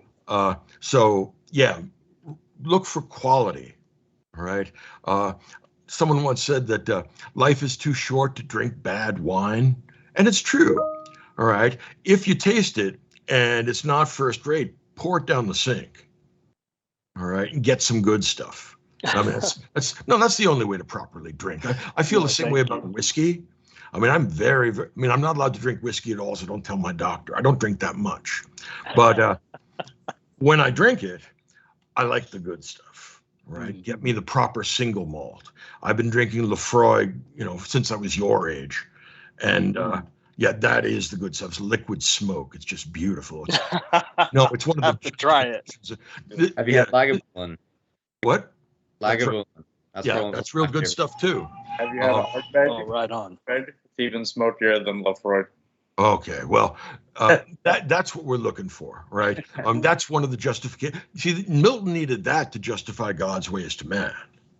I mean, forget about theology. Give me really good scotch, and we'll talk about it. Another thing that I would say is that if people tell you it's good and you don't think it is, persevere, right? If the consensus of informed opinion is that this is important, right, pay your dues and trudge through it. All right. You may say, look, it doesn't personally appeal to me, so I'm not going to go in for it a second time. But usually the consensus of informed opinion is worth showing respect to. All right. I won't get into the books or authors that I dislike, but even them, I paid my dues and did my best to read them. Connected to this, I had said last time that I was thinking of doing a course for refugee relief in the Ukraine starting in September. Well, I talked to my doctor and he said that's not a good idea because unfortunately it's hard for me to be at any particular place and time. But I think that by cutting back, I can do this. Here's what I've decided to do. And this would be a very good example. Those of you who know Cormac McCarthy, the author, all right, he scares the bejesus out of me, right? If you can, and his greatest novel, he's widely regarded as the greatest living American novelist. And he is really smart and he is really gifted. And as one of the New York Times reviewers once said, quite possibly insane. All right. You have to know, and the book you need to read just to find out what this guy is called Blood Meridian. Oh, it's fun for the whole family. God, yeah, it's terrifying though. If you're not terrified by this, nothing is ever going to scare you. But if you can, Blood Meridian, if you can imagine something more violent than the Iliad and a more extensive journey than Moby Dick, written by someone more centered on human depravity than Dostoevsky, you sort of have an idea of what Blood Meridian is like. Even the great reader from Yale, what's his name, Harold Bloom, said he couldn't get through it the first 3 or 4 times he tried to read it because it was just so terrifying. It's violent and everybody is bad. In other words, it's not a cheap melodrama where one group of people turns out to be really great and everybody else turns out to be horrible stuff. Every group of people we meet is worse than the last one, and I do mean worse. So Cormac McCarthy, God help us all, is dropping, which means he's finished them, is dropping 2 novels in the fall. One is going to be dropped on October 25th, and the other is going to be dropped on December 6th. Now, why? I guess he was working on 2 novels at the same time. God help me, or God help him, God help us all. I figured that maybe I'll hold a lecture and discussion for the first one, which is called The Passenger. It drops October 25th. I'll teach it on October 29th. That'll give me enough time to read it twice, if I'm not paralyzed with fear. All right. And the second one, Stella Maris, which in Latin means Star of the Sea. God only knows what this is going to be, but I'm already afraid of that one. And that's going to drop December 6th, but December 10th, we'll have had enough time to read it twice, and I may be in a straitjacket by that point, but I will do my best to talk about it, because this is an open area. I mean, this is an empty country. This will not have any set of critical characterizations, so we can do whatever we want with it, right? And I'm just sure that he is going to show me elements in human nature that I would rather not know about. I mean, did you ever get that feeling when you read Dostoevsky that, do I really need to know this about other people than myself? Well, Dostoevsky thinks that you can't get through life without knowing that. You know, axe murders and similar sorts of activities. And that's just the beginning. So I'm going to read those 2 Cormac McCarthy books. I've ordered them, pre-ordered them. They're going to be sent to me as soon as possible, and I will sit down and, health permitting, I'm going to read them, and then I'd like to talk to other people about them. The only thing I'll charge you is send some money to Doctors Without Frontiers. All right? God willing, the war in Ukraine will be over by then, but I suspect not. Either way, Doctors Without Frontiers is a stand-up organization. They help people out, they don't charge them anything, and they send doctors where they're most needed. And so I don't think there's any downside to that. And if I can kick in some money towards those guys, I would be happy to do it. You know, I feel bad for the Ukrainians, so I'd like them to take care of that. But I mean, in some ways, just watching what's going on in the Ukraine is like one of those Dostoevsky novels. If you've ever seen those videotapes of fathers saying goodbye to their wives and children at the train station while they're going over to some other country where they're strangers and don't speak the language, you have to remember that every adult there, both the husband and the wife, know perfectly well that the 90% of those families will never be reunited. Right? Either they're going to get killed in the war or they're going to get captured and end up in some gulag. Right? This, I think, in part is why the Ukrainians are fighting like tigers. You took that from me, I am going to make you pay. I mean, the Russians are being forced to be there. They're there because they are defending their homes and their families. And even the Greeks took note of the fact that morale and motivation count for a lot in wartime. So I'm going to do a kind of Cormac McCarthy thing. And if you want to do it, just send some money to the Doctors Without Frontiers. And I won't even check up on the debt, on the receipt or any of that. Just do the right thing. And I'll do my job of reading books and we'll see what happens. And I can't promise you that you're going to enjoy this book because it may be pure hell. I'm not sure that I would describe Blood Meridian as an enjoyable read. I think it's an enlightening read and it's a terrifying read. It's like Kafka, but not bloodless. I mean, it's really frightening. So we'll see what kind of novel he's going to drop to us in 2 cases, one in October and one in December. All right, I got a couple of other questions. Jeremiah. Come in, Jeremiah. Hearing me now? Yep.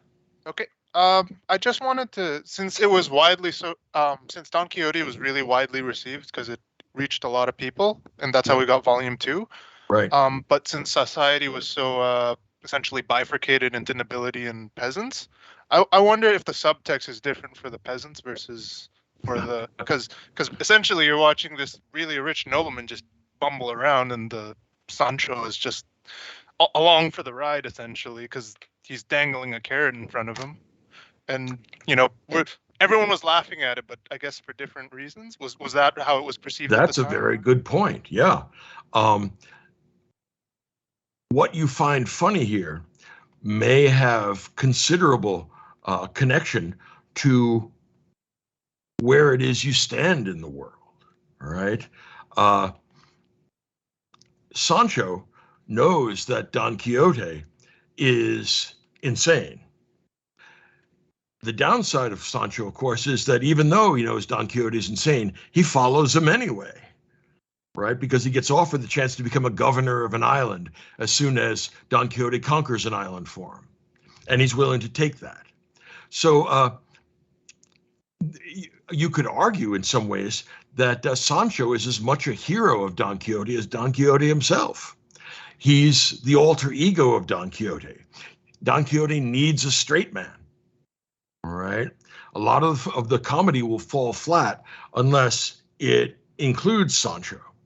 And if you don't have Sancho's perspective that windmills are windmills rather than giants, you could easily get the idea that Don Quixote is not the only one enchanted. Perhaps the world around him is enchanted as well. So he's our ground to reality. And that may mean that the non-noble part of Spain, which is, of course, the majority of the Spanish population, maybe their connection to reality, while it's not heroic, is in fact wiser and better thought out than the extreme sort of aristocratic pretense that you get with Spanish nobility. All right.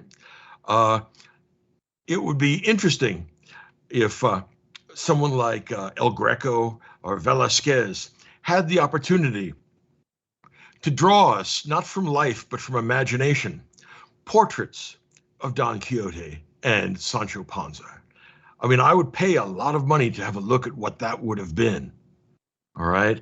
Because one has to be given to an earthy realism, right? He's a peasant. He's attached to the earth.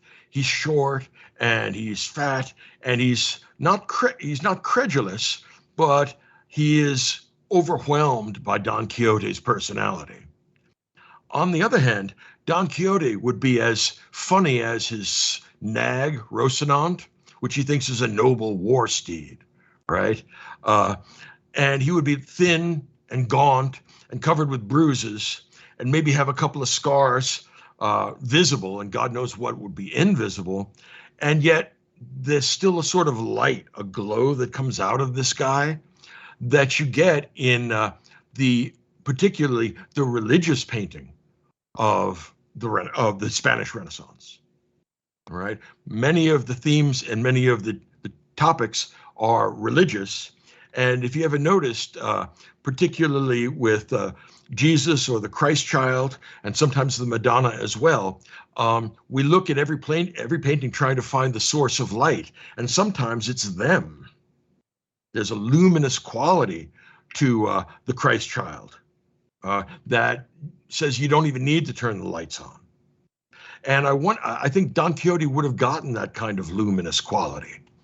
And here, I wish that there had been a closer connection between Spanish painting and Spanish literature. If you ever get a chance and you're reading Foucault, take a look at Francis Bacon's 9 self-portraits or 8 self-portraits. Make you shake your head. You say, wow, those clearly come from the same culture, from the same age. Francis Bacon is an amazing portraitist, about the same time. MMIV 37. What's up? What's the question? Hi, Dr. Moses. I'm in the class with Peter. Yeah. And yeah, he'd like us to ask a question. And I say that because I'm too chicken to take credit for the question. But okay, so we have Don Quixote and we have the chivalric novels or novellas, right? Mm-hmm. And we have Michael Sugrue and we have Plato. And so what does Miguel Cervantes have to say about Michael Sugrue? Oh, he says he's a damn fool who thought that he was going to get to the bottom of reality as a young man. And he couldn't quite shake that. And here I am nearly dead. And get me while I'm warm. And despite that, I still keep pushing at it, right? I've been batted around by books and ideas my whole life. And there's something decidedly quixotic about it. I don't know if any of you get Netflix, but something I would recommend is a movie called The Alpinist.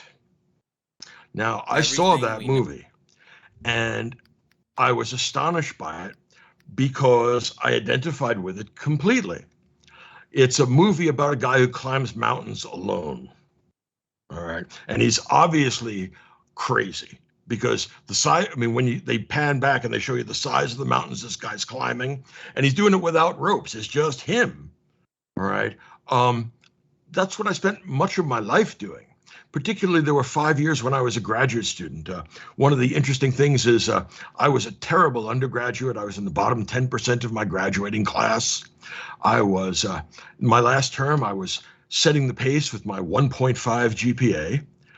And when I got to graduate school, I started taking, I kept on reading all the time through college, but I wasn't reading the stuff I was supposed to read when I was supposed to read it because I just didn't care. All right. I had no sense of proportion and I was uncoercible. I had this take a hike attitude. Well, by the time I got to graduate school, I spent extra time. It's a 7-year program, the PhD in history at Columbia. I spent 12 years doing that. The reason why is that I did really well on my qualifying exams. They're an oral exam in front of professors there are 4 of them and it goes on for hours and it's usually regarded as a nightmare. And strangely, I couldn't have enjoyed it any more than I did. I would have sat there and spent another 5 hours doing this if we could, because I was actually having a good time, which is, again, that's just a mental defect. At that point, you need the concussion protocol. But I really liked the exam. I thought it was great. So I got a high score and they put me on the faculty teaching the great books. And little did they know what they had unleashed the Kraken, because that meant that I could spend more or less as much time as I wanted reading whatever I wanted. So I added an extra 5 years of teaching the great books to undergraduates at Columbia. All right. And that's all I did. So, and Darren or Peter will tell you this. They used to talk about Sugrue sightings in the sense that I was a recluse living in Manhattan. I had a backpack full of really heavy, really ugly books like Kant or Dostoevsky or God knows what. And I had a lot, and I had a faculty library card. Oh yes. Oh yes. So I used to take these back to my apartment and stay there until I had finished them. And I wasn't in a hurry. Also, I had a minimum number of distractions. I didn't own a television because there was nothing I wanted to watch. And I didn't own a telephone because there was no one I wanted to talk to. I only wanted to do one thing, which was read these books. And because I had gotten a pretty good great books education in high school and in college, I was now getting serious with it. And by the time I had finished that, I had done a pretty good job on the Western tradition, and certainly in philosophy, and I also a fair job on literature. And the only reason I'm not there now is because they made me write a doctoral dissertation.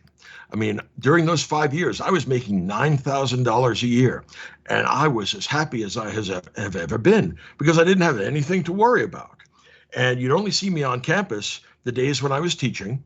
And even then, I wouldn't go to the history department. I'd just go to my students. And all I did was read this stuff. And I read it to my satisfaction. And, I would pick up some commentary, the best approved commentary as well. And then I would crush my way through it. And it was very much like this alpinist guy who looks at this giant rock that no one in their right mind would decide to climb on their own. I mean, that's crazy. I mean, watch the movie. But when I looked at that, I said, I understand exactly how this guy works. Yes, there's a serious mental defect operating here. And he eventually died on the mountain. But look, that's the way to go. Right? I mean, look, you're going to die anyway. He died because he got hit with an avalanche coming back down because he had succeeded in yet another climb. But he had gone farther than most other mountaineers. In other words, most alpinists look at this that's just genuinely crazy. You have to be a rock climber to know that is mad. And I looked at it and said, that's exactly how I spent those 5 years. I'd go to Kant, or I'd go to Hegel, or I'd go to Aristotle and said, well, let's get the complete version of this. And let's stick it in my big blue backpack and drag 50 pounds of it home. Yeah, I mean, I was at the point where I was reading by weight rather than volume. Right? Let's get a big pack of books, all by the same guy, and take them home and talk to people 3 to 4 weeks from now. And so, I mean, ask Peter or ask Darren, that actually happened. And so people, when they saw me in the history department, said, Mike, how are you? And I said, I'm doing good. Then the question, John Ricciuti is here. He saw that, right? More than I saw it. First of all, I am in complete concurrence that it was, I studied with Dr. Sugrue. We are the same age, but I studied with him during those 5 years. We were both teaching the core curriculum at Columbia, and he's being self-effacing. He would meet with me beginning sometimes at 7:30 in the morning at the Hungarian pastry shop, having coffee, and we would discuss. By discuss, we meant, or I should say, I mean, he would explain to me passages in Plato's Republic, or in Descartes, or in Nietzsche, or in Hobbes. It was the apotheosis of intellectual life. It was pure joy. I had a small number of friends, including John and Peter and Darren, and we all used to talk about this stuff. But I was not a highly social individual. It was a kind of secular monasticism, and I was as happy as I was ever going to be. I mean, I would still be there now making $9,000 a year if they hadn't made me leave. And when John says we used to meet at 7:30 in the morning, that means that I hadn't gone to sleep yet, because I was keeping vampire hours. It's much easier when there's nothing to worry you, and or nothing to concern you. And that 5 years was some of the happiest years of my life. Kierkegaard says, purity of the heart is the will to one thing. And I wanted to figure shit out. I mean, I've been doing that for much of my life. And here, they actually gave me the keys to the library.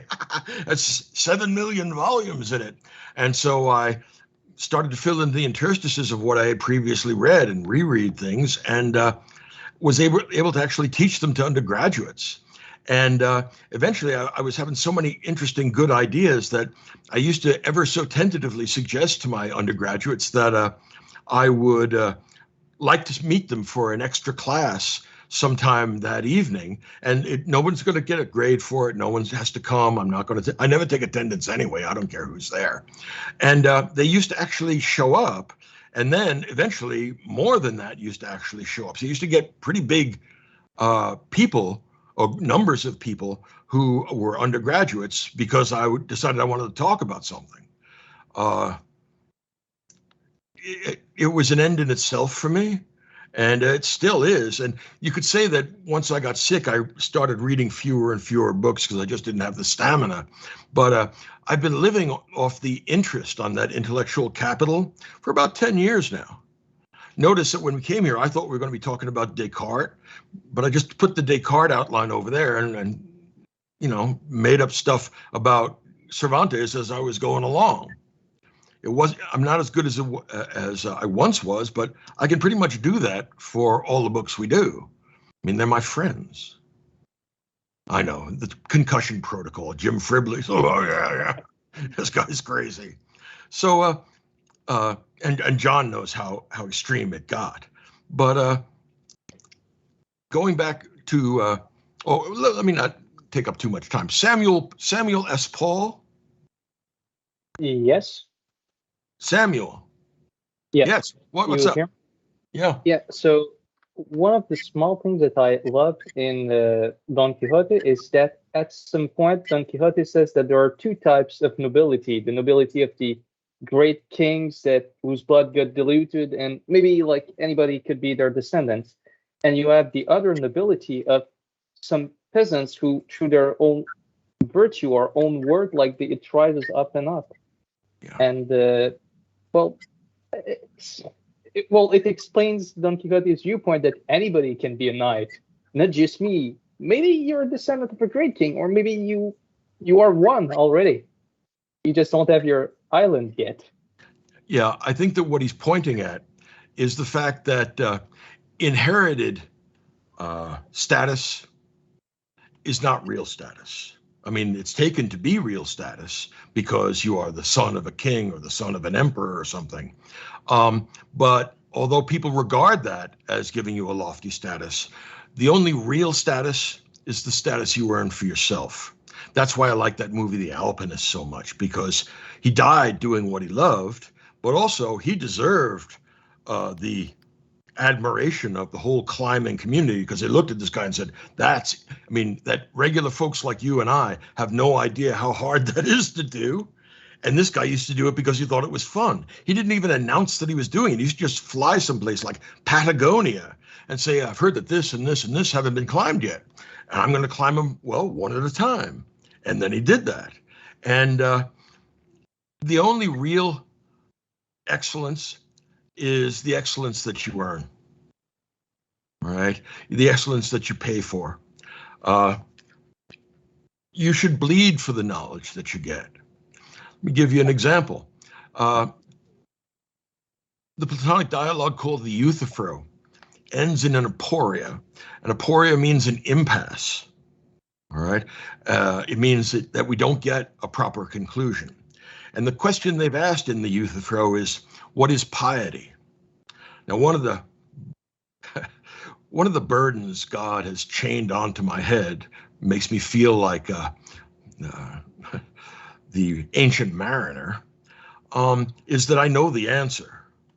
In other words, I figured it out, even though the dialogue doesn't figure it out. And I'm tempted to give it to people, but then again, I say, no. I mean, they haven't bled for it. They should bleed for it. You won't appreciate it unless you bleed for it. So I actually know what piety is. And yeah, I know. You're all smiling, saying, I'm not bleeding for that. And I say, use your head. You should. It's good for you. But I'll tell you, I know the answer that would meet with Socratic, a shrug of the shoulders, said, look, I don't want to argue about that. That's right. And if you've read the Platonic dialogues, there are damn few times when you say, this leads up to an aporia, to an impasse. It doesn't give us any answer. But I managed to figure out the answer for myself. Again, that's more another indication that you need the concussion protocol. But here's the answer. Piety is doing honor to God by being of service to men. I mean, Socrates going, oh, well, yeah, that's right. which you never see in the Platonic dialogues. But that's actually the right answer. And we're all going, yeah, it is. See, I mean, there's something weird and strange about Platonic truth, because you're looking, damn, that's right. I know it's right. That's part of the problem. I mean, that's the only answer that I got out of the Platonic dialogues, where I was able to answer something that didn't get answered there. And I thought that that was very slim recompense for the amount of time that I spent reading and thinking. But then after a while, I realized it's not, because you can use this to break into all kinds of other ideas, all right, once you have that.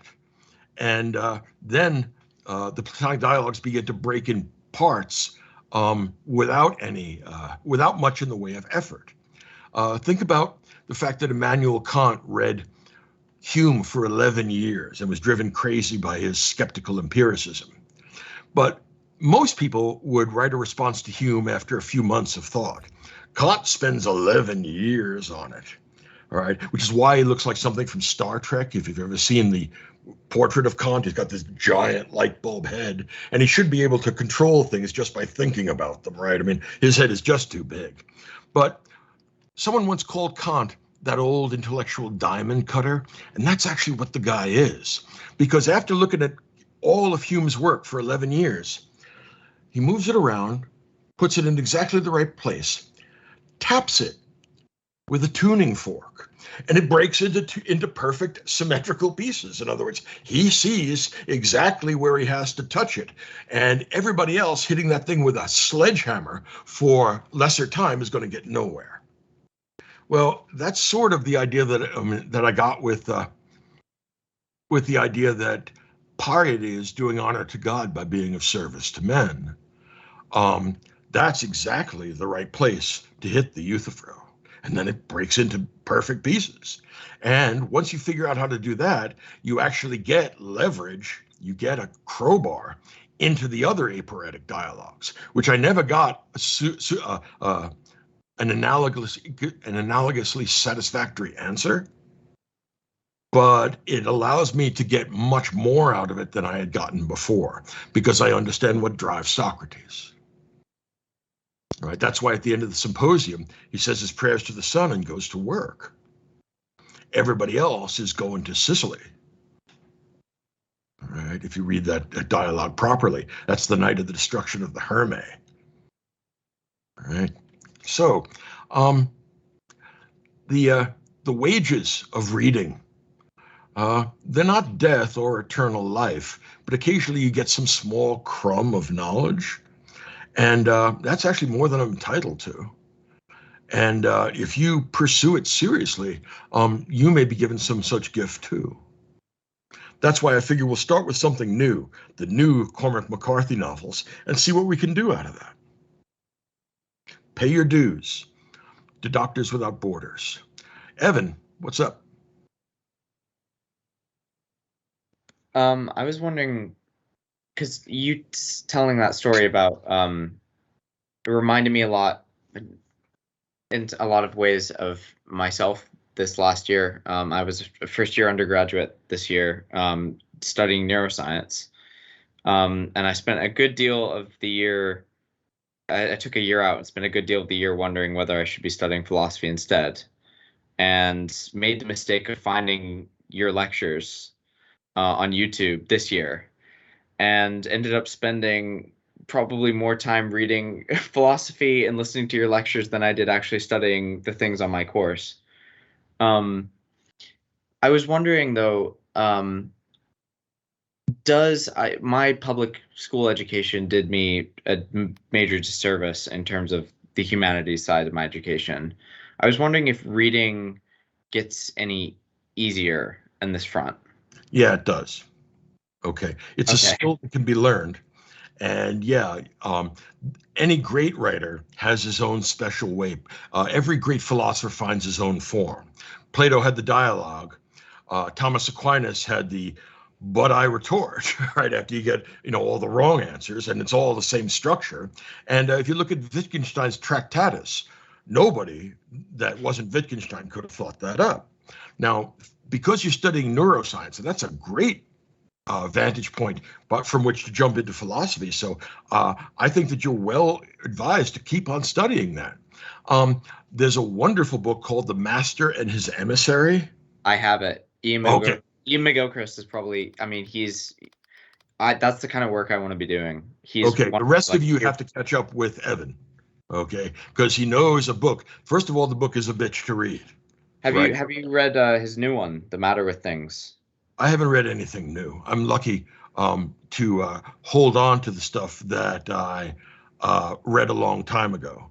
You got to remember, chunks are popping out of my brain due to aphasia. So I'm not sure what good it would do me to go further, but I will probably try and read the book anyway, because, I mean, it's like offering narcotics to an addict. I mean, I really like this guy. I really like books, and I really like knowing stuff. So, yeah, Ian McGilchrist, the rest of you should read this book.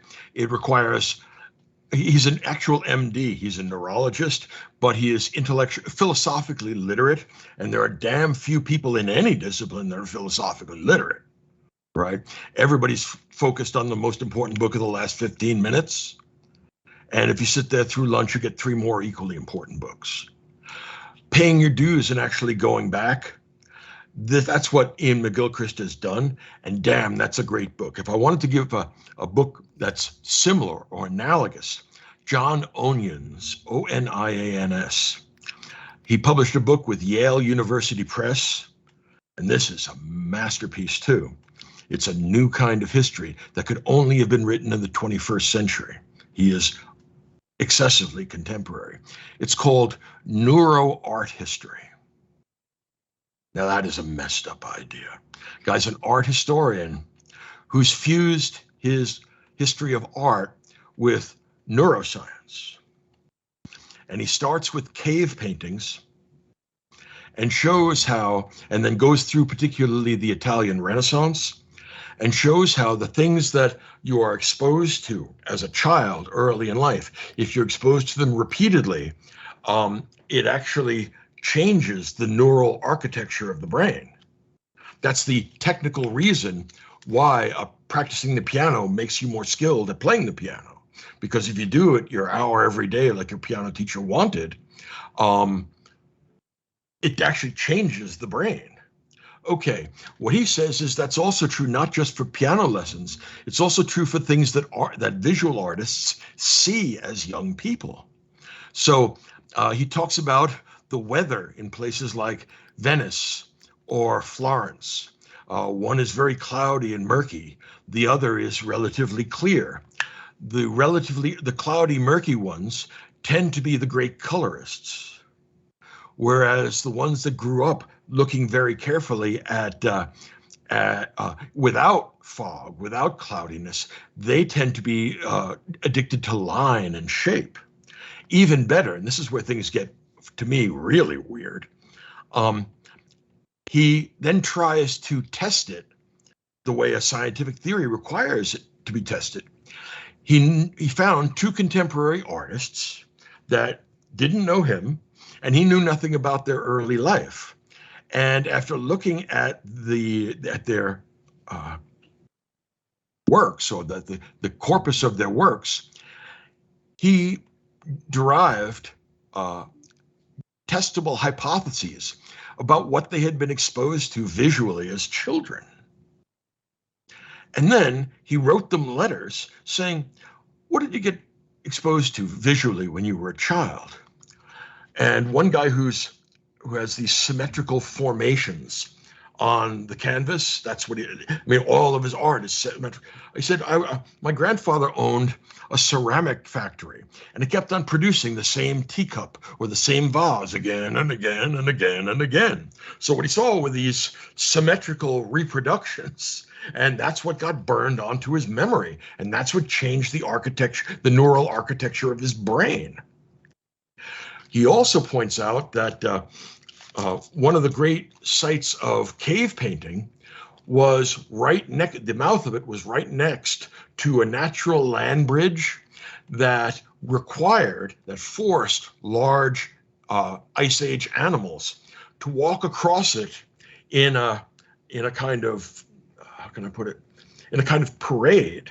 Now, that, of course, mammoths would do it, and then saber-toothed cats would do it, and aurochs, which are ancient oxen, did it. And of course, they didn't do it at the same time because one is predator, the other is prey. But what they saw was a parade of animals. And what they got in the cave is a parade of animals. I go, oh, man. I mean, that's astonishing. So remember that when I said that, or maybe you don't because you haven't heard me say it, but every great historian is responding to or any great writer in the soft sciences, historians included as a subset, is responding to changes in his culture's understanding of the natural world. Right? In other words, without pre-Socratic physics, you can't have the realism of Thucydides. Right? Same sort of thing with the social science that comes out of the Enlightenment. If you don't have this new Enlightenment science, you're never going to get social contractarianism. In other words, Hobbes and Locke and Rousseau are the intellectual grandchildren of Descartes and Bacon and Galileo. Why? Because when you change when you have a scientific revolution, that changes your understanding of the world you're living in. And that means that you have to ask new questions about the subject, the human mind, and not just yours, everybody's. In other words, when you ask the question, who are we, or where are we, and you get a new answer, you have to ask the question, who am I? And you get a new answer. This is what's happening now. This is the neuro art history, is the history that you would expect, given that account, from a scientific revolution that happened at the end of the 19th and beginning of the 20th century, which was relativity and quantum mechanics. We moved into a new universe. And once we had a new natural science describing a new universe, we had, corresponding to that, a new conception of humanity. And that means that our art, our religion, our politics, our ethics all get changed, right? Video, or think about it this way. The characteristic literary form of the Enlightenment is not the epic, because we can read now. The characteristic literary form of the Enlightenment is the novel. But the novel, I mean, books are obsolete, let's admit it. And people that still read are weird. What has replaced the novel is video. But you can't have video until you manage to figure out electricity so that you can have motion pictures and audio. And you don't get that until you figure out how electrons work. And you don't get that until you get quantum mechanics. So if you see what I'm saying, changes in science, natural science, necessarily and unavoidably change the human sciences. But the opposite is not true. A revolution in the human sciences or the social sciences does not necessarily create a scientific revolution about nature. So it's one directional. When you have a scientific revolution, in the next century or two, what you're going to see is a revolution in all the other sciences. That's what you see in Machiavelli and Hobbes and Hume and Kant responding to, remember when Kant says, I am the Newton of the moral world? Check the box. The Greeks Plato and Aristotle didn't think of philosophy because they had a lot of time on their hands and they had nothing better to do. Instead, the Sophists had taken pre-Socratic physics, had applied it to the myths that held the polis together, and as a result, the polis was falling apart. It was disintegrating. And so Socrates steps up and says, I'm going to invent something new. It's called philosophy. And what I'm going to do is create a new politics and a new ethics and a new law and a new aesthetics that are intellectually respectable in this new post-pre-Socratic physics age. In other words, that's how the history of the world works, and that's what my history of the world is based on.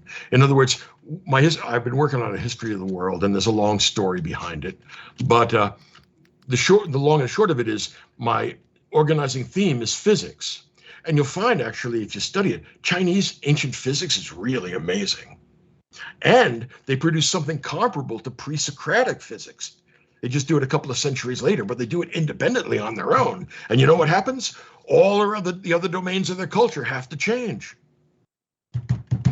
Okay, so that's how the world works. And that's why Onion's neuroart history and why whatever his name is, the master and his emissary, are right on schedule. All right, and that will perhaps help you read it in a new and more interesting way. I don't even know if it's true. I only have about 400 pages written, and it's not even half done. If you look on my Substack, yeah, I know, it's just so many things, and modernity is such a mess because there's so much going on. It's a booming, buzzing confusion. But I took this on and for reasons that I can explain at some other time. But here's the point. If you look on my Substack, you'll see the outline or the table of contents, if you will, of this project. It's 10 pages long, right? And I've finished about 4.5 pages. But my fear is that the rest of it's going to grow faster than I can survive. So I'm going to go back to it, because I feel like that's the best use of my time, and because I don't have to do it at any particular time in the fall. I can do it at any time that suits me or any time that I'm feeling up to it. See, the medicine, in addition to making me aphasic, so I can't think of words, it also gives me really bad anemia. So the hemoglobin in my blood is all messed up, and I have less than half of the amount that I should. So walking across the room is a real project, and I find myself exhausted. On the other hand, I can sit in the comfy reading chair and just turn pages without expiring. So I think that's how I'm going to spend a lot of my time. All right. I know that I've gone too long, and I know that this has been a rather disparate discussion, but keep reading, and we'll do Descartes next week and see if you can figure out how Descartes' Discourse on Method is connected to Book 6 of Plato's Republic. I'll see you all then. God bless. Thank you so much. Thank God you. bless. Thank you Professor. for answering Thank you, Dr. questions. Sugrue. Thank you very much. Yes,